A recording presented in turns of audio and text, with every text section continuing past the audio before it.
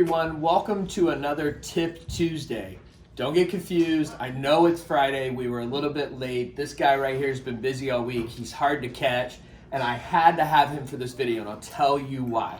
I've been into camping and the camping lifestyle for years and years, and some of this stuff still confuses me, and I don't want to give you misinformation. We all know that it's way too easy to get misinformation, misguidance from a friend or family. So what we want to do is talk all about weight distribution, anti-sway. Josh, I think you'll agree we've seen a huge influx of new and first-time campers this year, right? Oh yeah, and last year, yeah. Which is awesome, right?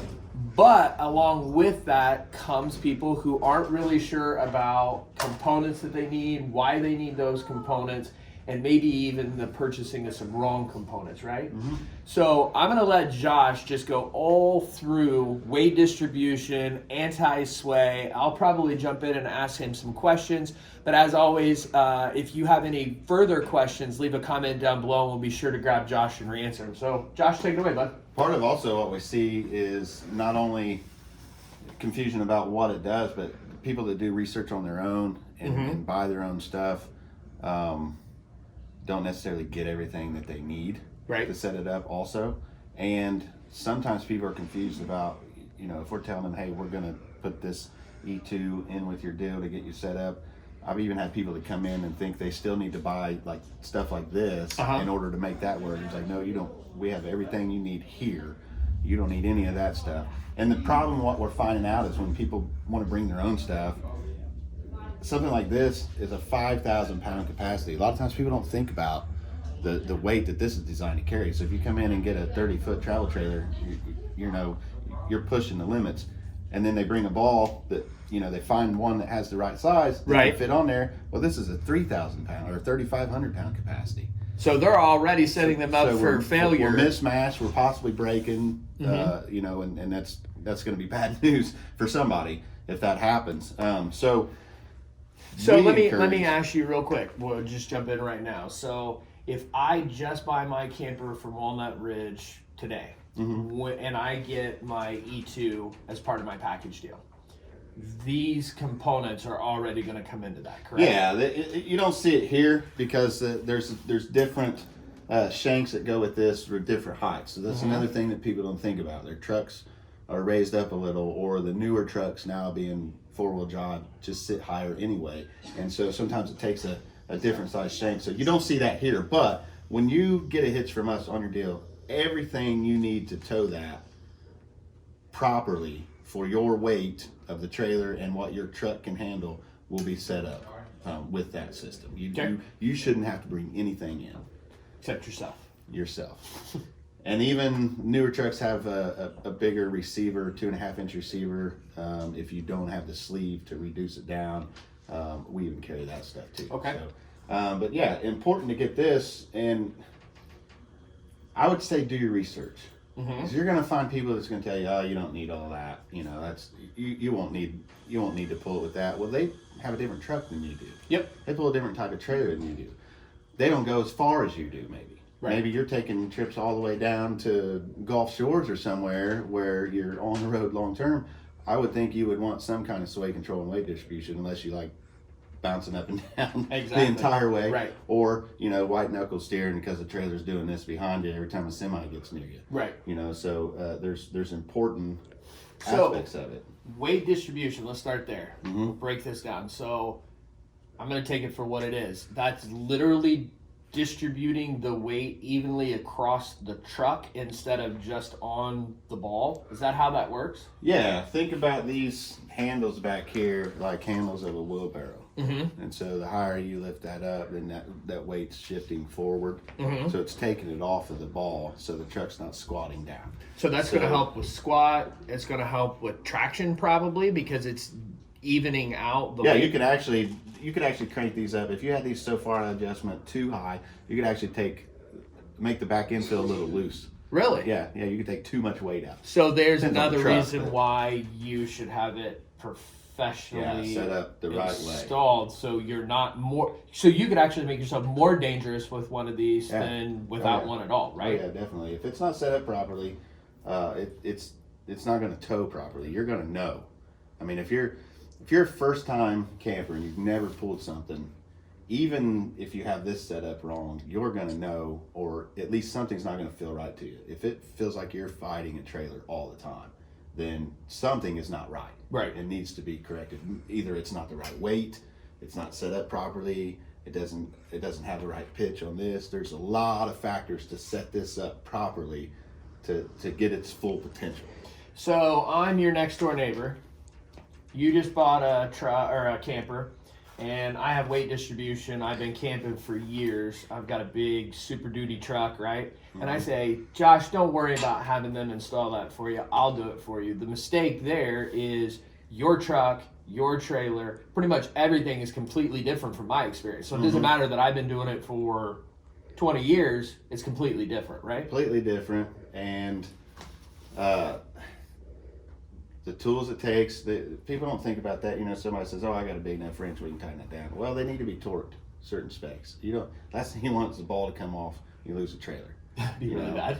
The side's got to be torqued. You don't want this thing adjusting on you while you're towing it. If it slips down, if everything doesn't get tightened properly, there's some washers and a spacer thing that goes here. There's a bolt that's down here on the other side that tightens, puts the pitch on this thing because this is slotted. I mean, there's a lot of variance to set that up. So yeah, your neighbor probably knows a lot about camping and has towed for a long time and understands how to do that. But you know, did they set their own hitch up and how long ago? Has things changed since then? Right. Vehicles are different. I mean, vehicles have self-leveling, stabilization on the back ends of them now. Right. With airbags and stuff. So that's going to change how the weight distribution reacts to it and how it has to be set up. You have to make sure you're doing stuff like every vehicle's different.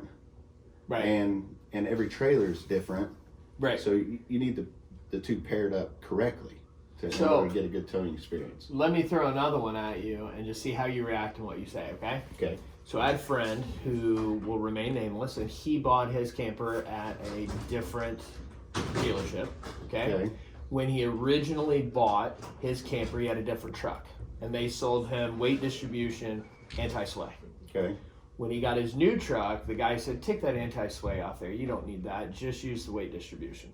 What do you think Chain about style weight distribution? They'll change? Yes, old chain style. So now he has no sway. Correct. So he has no sway control. Correct. What he's used to pulling with a sway control on there, keeping him fairly straight down the road, especially beginning of April, how windy has it been? Oh, yeah. Crazy. Up to 60 mile an hour gusts sometimes. Why would you not want sway control? Even just because you got a bigger truck doesn't mean that the trailer's still not going to sway behind you. Right. It's still going to react to the environment and traffic and how you're towing and all that stuff. And you have it, why wouldn't you use it? That's what I would say. So, to your point, yes, if you have it, you might as well use it. And when you get a bigger truck, you might as well just get rid of the weight distribution, keep the sway at that point. Yeah, right. The truck's not going to squat as much if you got a bigger or let's say a heavier duty truck. Right. So it's kind of even counterproductive there. So you just kind of mentioned something that we didn't even get into, which is the squat of a truck. So now we're getting into people talking about airbags on their truck. I forget that thing, but it actually bolts onto your leaf springs to help keep that, like active suspension. Yeah, super spring or something. There's a bunch of those. So you can get lost in this really, really quick. Or you could have a customer that goes out and spends thousands and thousands of dollars, puts airbags on their truck and does this and does that and buys all these, and they may not have needed half that, right? Right. So probably reading forums and stuff and finding out, oh, this style truck's known for, like say Dodges have a little bit, not weaker, but the suspensions, their ride is better. Right. So they tend to squat more because they're taking the bumps and stuff in the road and making a more comfortable ride. The suspension isn't as tight. So people might read into that and say, okay, well, I need to add all this stuff because the trailer's really going to squat it and all that. So you put airbags, everything else. You may not need it. This weight distribution might be plenty to make it a smooth ride, or you don't even hardly notice. So it's not only distributing the weight, because that's another big thing.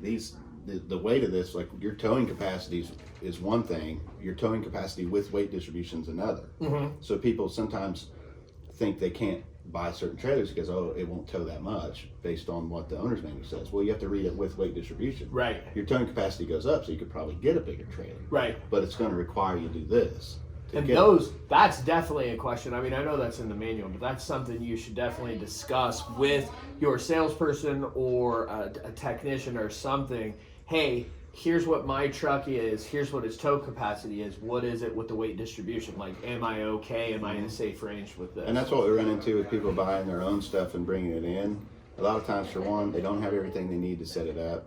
This is what they don't tell you on Amazon or whatever sometimes, unless you really research, is, you know, it doesn't come with a shank because they don't know what size you need. So maybe you have to get a different one. It doesn't come with the correct ball for your unit. And then you get here and then you don't have the tools to put it together.